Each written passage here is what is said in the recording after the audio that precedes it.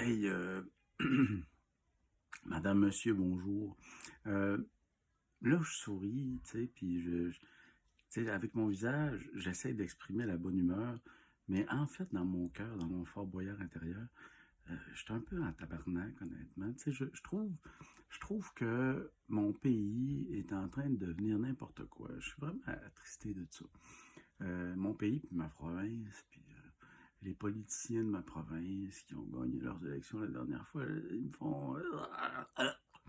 Mais je vais vous expliquer vite, vite pour quelle raison, OK? Moi, j'ai des amis, c'était Alma, que j'aime beaucoup, tu sais, qui viennent de toutes sortes de places à la planète, puis je suis content de ça. Tu sais, je trouve que notre ville à Alma, là, tranquillement pas vite, elle se colore, puis il y a du monde de partout qui arrive. Mais il y a deux, trois affaires qui me tombent sur les nerfs, vraiment, là. Genre, genre, tu sais, regarde, nous autres, on a une pénurie de main-d'œuvre de fou dans le domaine de la santé, là. Le monde qui travaille dans ce domaine-là capote, il manque de monde. T'appelles pour voir un médecin, il faut que t'appelles le matin ou que tu peux prendre les rendez-vous. Puis, l'autre jour, on a voulu appeler pour ma soeur qui avait besoin, puis on s'est mis à deux téléphones, puis ça a pris 345 appels, tu sais, pour réussir à avoir la ligne, puis y prendre un rendez-vous. Puis c'est même pas un chiffre inventé, c'est vrai, ça a pris ça. Puis, ben, c'est ça, ce détail-là m'attriste, OK? On manque de monde dans le domaine de la santé. Or, il y a plein de petites étudiantes qui arrivent d'Afrique, là, en ce moment dans mon cégep, puis qui viennent pour étudier, pour être infirmières, puis contribuer à baisser le problème de main-d'œuvre, tu sais. Puis en ce moment, ces étudiantes-là, ça leur coûte 9 000 piastres. Puis là, tout récemment, le prix a changé. C'est devenu, pour certaines d'entre elles, 12 000 piastres par session pour étudier, pour être infirmière. Sachant à quel point que on manque d'infirmières, moi je me dis que c'est drôle de calcul, man, drôle de calcul. On a du monde qui sont prêts à s'en venir du bout du monde pour s'en venir ici, puis là on leur charge 24 000 piastres par année, tu sais, pour devenir les infirmières qui vont nous soigner plus tard. Je trouve que c'est tellement un calcul imbécile. Ça me gêne au bout qu'on cherche cher de même pour les étudiants internationaux qui s'en viennent étudier pour améliorer notre vie, tu sais, quand même. Fait que ça, c'est un détail qui m'énerve. Mais tu sais, si c'était juste ça, tu sais, je m'énerverais pas, mais j'ai des amis français aussi qui viennent d'arriver ici. Puis ces amis français-là, eux autres, ils ont tous fait la paperasse comme il faut, là, puis ils sont en venus, puis là, le gars, il étudie pour devenir soudeur, la fille, elle s'est trouvée un emploi, tout est super. Mais là, le 1er janvier, la loi a changé, ils n'ont plus le droit de s'acheter une maison, tu sais. Eux autres, ils s'en venaient pour s'installer ici, mais là, ils sont enfermés pour des années à ne pas pouvoir s'acheter de maison, il faudra que ça aille à loyer, tu sais. Puis là, je me dis, qu'est-ce que mon pays gagne à empêcher ces gens-là de s'acheter une maison pour leur famille, tu sais? Je peux bien croire là, que tu veux pas que des fonds étrangers achètent des quartiers complets pour faire de la spéculation, mais tabarnak. Une famille qui s'en vient ici avec ses enfants, puis qui veut juste s'installer, tu sais, puis étudier, puis se trouver des jobs, puis travailler, puis s'installer, puis que les enfants aillent à l'école, c'est quoi le fuck de décider que tout d'un coup, après qu'ils aient tout fait les paperasses légalement là, pour s'en venir, donc là, ils ont désormais plus le droit de s'acheter de maison, coudon, tu sais. Chris, c'est quoi la niaiserie? Tu sais, moi, avant, je pensais que c'était juste le gouvernement provincial qui faisait dur avec l'immigration, mais là, fuck, de où ça sort, cette loi conne-là, qui empêche une famille de s'acheter une maison alors qu'ils ont toutes fait la démarche de paperasse, de machin, puis là, la madame, elle peut travailler ici, qu'elle gagne, qu'elle paye des impôts, puis tout le kit, puis que le gars est inscrit à l'école pour devenir soudeur, puis qu'il y a une pénurie de main-d'œuvre de fou en soudure. Et là, d'un coup, on a décidé qu'ils peuvent plus s'acheter une maison, tu sais. C'est quoi le crise de fuck?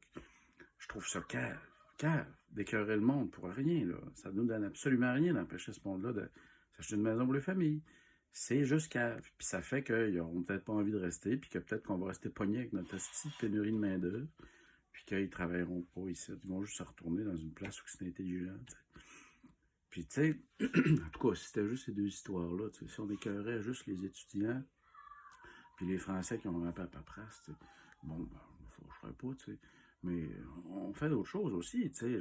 J'ai une famille que j'aime bien, là. Eux autres, c'est des Tunisiens. Ils sont arrivés à Alma au moment où on pouvait s'en venir à Alma, s'en venir au Québec, puis faire les demandes pour les papiers d'immigration de l'intérieur, tu sais. Puis eux autres, ça donnait que, ben, il y avait des gens qui voulaient les embaucher. Ce que là, ils sont en venus au Québec, puis ils ont commencé les démarches de paperasse, puis ils ont mis leur promesse d'embauche, puis tout le kit. Puis là, ils ont attendu patiemment d'avoir une réponse. Puis, un an plus tard, il n'y a rien qui bougeait. Tu sais, ça fait que le député est allé vérifier qu'est-ce qui se passait pour savoir si leur dossier était tombé sur un des employés morts. Ah oui, parce que ça, c'est drôle en esti. Immigration Canada, on a appris ça dans les médias récemment. Ils ont des dossiers qu'ils reçoivent de demandes d'immigration qui confient à des employés morts ou bien des employés qui ont pris leur retraite parce que c'est compliqué d'enlever ces employés-là dedans l'ordinateur. Fait que là, il y a des dossiers qui attendent, mais qui ne seront pas gérés parce que l'employé est mort. Mais il n'est même plus là, tu sais. Mais c'est de même, notre pays, Chris. Moi, je trouve ça complètement kafkaïen puis débile. Mais là, ben, en vérifiant, ils ont retrouvé le dossier du monsieur, puis finalement, ben là, il vient d'apprendre que c'est non parce que ben, le dossier est vide. Tu sais, lui, il avait donné plein de références. Il avait donné sa promesse d'embauche, tout le kit. Tout le kit était là, là. Mais le dossier est vide, coudon. Fait que là, il essaie de comprendre c'est quoi qui a pu se passer pour que le dossier soit vide. Là, ils savent pas. Tu sais, mais le dossier est vide, imagine-toi donc. Fait que, tu sais, eux autres, ils ont tout brûlé leur économie pendant qu'ils attendaient. Puis là, ben, ils n'ont plus rien. Puis là, ils se font dire par le gouvernement que c'est impossible. Puis qu'ils ne pourront pas travailler ici. Il faut que ça retourne chez eux. Fait que, tu sais, je trouve que c'est de la merde, tu sais. Puis parce que c'est du monde que ils l'ont fait, là, la petite démarche de paperasse, là. Puis là, quand c'est une étudiante, on y charge 24 000 $ par année pour étudier. Quand c'est un couple de Français avec tous les papiers en règle, on lui dit fuck off, tu ne pourras pas t'acheter de maison depuis le 1er janvier, alors que toutes les démarches étaient faites avant ça. Là. Puis là, le gars, lui, qui est rentré dans toutes les patentes légales, ben là, un an plus tard, il a tout brûlé ses économies. Puis là, on lui dit, ben là, retourne chez vous, man, ton dossier était vide, alors qu'il était crissement pas son dossier. Il était crissement pas vide. Il y a des références, le gars, c'était un chef là-bas, il passait à la TV. Là. Mais là, il a dit, c'est au Canada, puis non merci, tu retournes chez vous. Christ, que je trouve ça jambon. Puis là, on se demande, tu sais, avec des histoires débiles de même pour le monde qui rentre avec des papiers en règle, qui viennent comme la machine dit de faire pour avoir des papiers en règle, on se demande comment ça se fait qu'il y en a qui rentrent sans avoir les papiers en règle, tu sais. Puis là, ben, là, on entend parler, il y a beaucoup de monde qui rentre par le chemin Roxham. Ben oui, il y a beaucoup de monde qui rentre par le chemin Roxham. Ça, le chemin Roxham, là, c'est un endroit où que si tu es n'importe où dans le monde puis tu veux t'en venir au Canada, tu sais que le bon spot, c'est par le chemin Roxham. Pourquoi c'est le bon spot? Parce que quand tu vas rentrer par le chemin Roxham, dès que tu vas avoir traversé la frontière, les polices sont là pour t'accueillir, pour t'arrêter. Ça marche? Les polices, ils vont t'arrêter. Fait que là, les gens, ils s'en viennent, puis là, les policiers sont de l'autre bord de la ligne, puis là, ils leur disent « Hey, si vous traversez cette ligne-là, là, si vous traversez le fossé, on va vous arrêter, parce que vous n'avez pas le droit de rentrer au Canada comme ça. » Fait que là, les gens, ils s'en viennent, puis ils se font arrêter. Fait que là, ils passent par là, parce qu'ils savent qu'en se faisant arrêter, ils vont être documentés au Canada. Ils pourraient aller passer 500 pieds plus loin, là. Il n'y a pas de police 500 pieds plus loin. Ils pourraient passer n'importe où, en fait, parce que c'est une frontière super longue, il n'y a pas de clôturée, là. Il y a des places, la bibliothèque passe au milieu que la frontière passe au milieu d'une bibliothèque municipale, genre. Fait qu'elle n'est pas barrée, la frontière. Mais là, eux autres, ces immigrants-là, ils s'en viennent, puis ils se mettent dans les bras de la police parce qu'ils veulent être documentés. Puis là, nous autres, on a des politiciens jambons qui disent « Faut fermer le chemin Roxham! » Si on ferme le chemin Roxham, tout ce que ça va faire, c'est que le monde, au lieu de se jeter dans les bras de la police, ils vont s'en venir, puis ils ne se jetteront pas dans les bras de la police. Puis ça va être cave, puis ça va être chaotique, puis ça va être mal géré bien plus qu'avec le chemin Roxham, où on sait qui rentre. T'sais? Mais vu que il y a beaucoup de monde qui hallucine sur le chemin Roxham, ben là, c'est populaire pour un politicien de dire des conneries. Puis moi, je suis gêné de ça. Je suis gêné crissement de ça. Je suis gêné que ça soit populaire de dire de la merde dans mon pays à propos des immigrants. T'sais. Pendant la dernière campagne électorale, là, si j'avais été mort, je me serais retourné dans ma tombe parce que Christ, que j'ai entendu de la merde pendant cette campagne électorale-là à propos des immigrants, man. Tu sais, un ministre là, qui dit des affaires genre. Ah! Je veux même plus m'en souvenir. Je veux même plus me souvenir de dire des ministres qui disent des affaires genre que 50% de ce monde-là font rien. Chris, c'est putride. Puis de penser qu'on peut gagner des élections dans ce genre de contexte-là, ça me fait capoter. Fait que là, tout ça pour dire que ma province me gêne quand j'entends des conneries se dire à propos du chemin Roxham, alors que c'est le seul endroit où on peut être reçu par la police quand on immigre illégalement, mais ouvertement au Canada. Moi, je trouve que c'est complètement jambon de vouloir fermer ça parce que dans le fond, ce qu'on va se trouver à dire, c'est aller rentrer d'une place que les polices ne vous recevront pas, ce qui est complètement stupide parce que tu veux quand même savoir qui arrive au pays, tu veux pouvoir les documenter. C'est crétin comme solution de fermer le chemin Roxham. De penser que le monde ne peut plus s'acheter de maison dans mon pays, là, quand ils s'en viennent avec leur famille pour vivre ici, pour devenir des citoyens canadiens, là, je trouve ça complètement débile. De penser que dans des pénuries de main-d'œuvre de fou comme on a avec des secteurs complets, là, de penser qu'on charge des prix de fou au monde qui s'en viennent de partout sur la planète pour venir nous faire le cadeau de devenir une infirmière chez nous, je trouve ça complètement débile.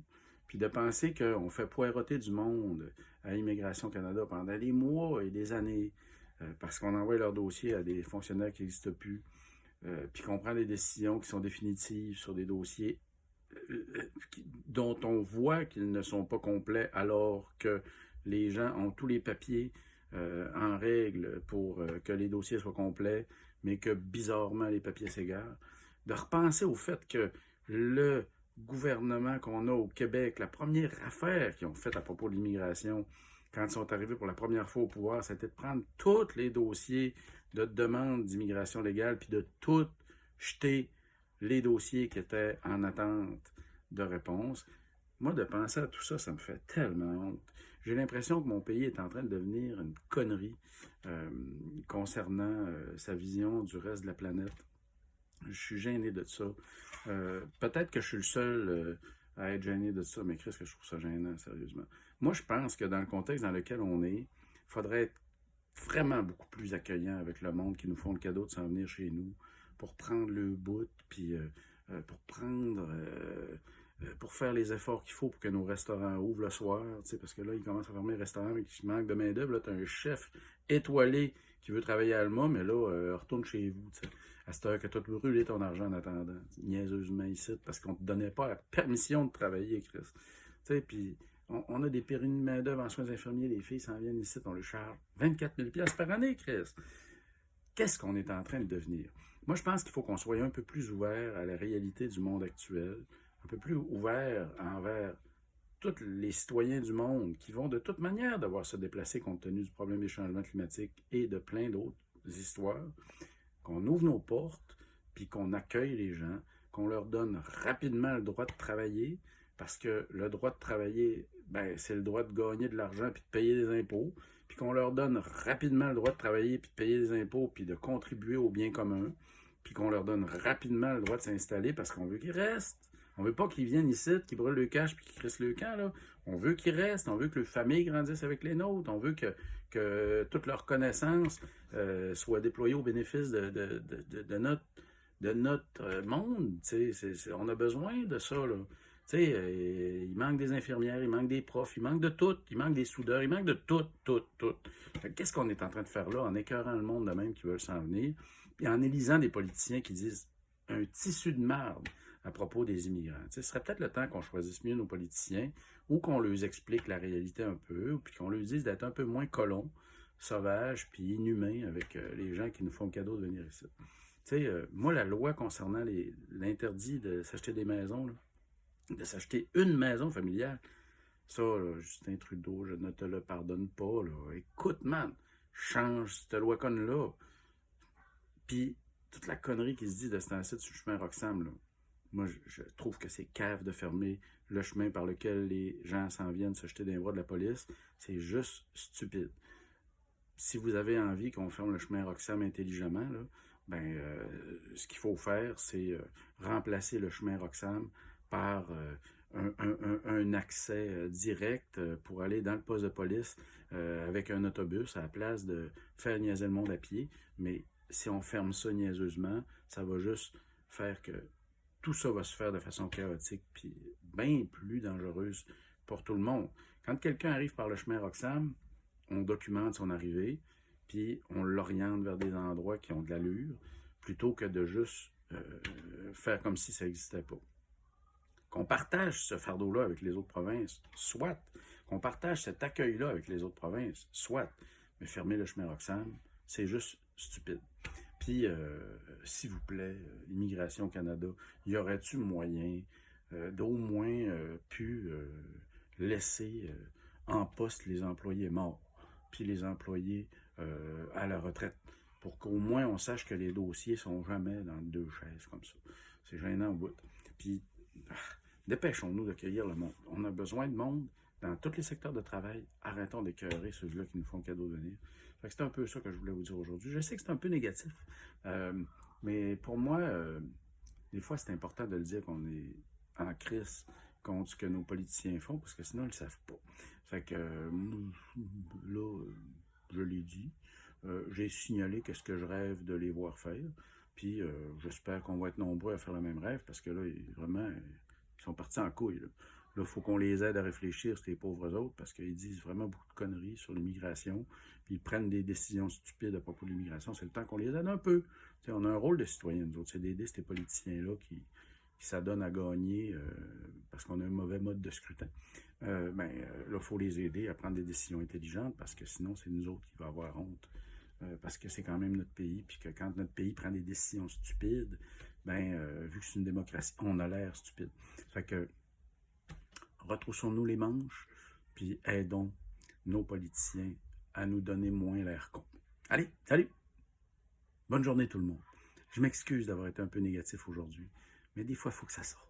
Fait que, bonne journée, à bientôt, sur un autre ton. Bye bye!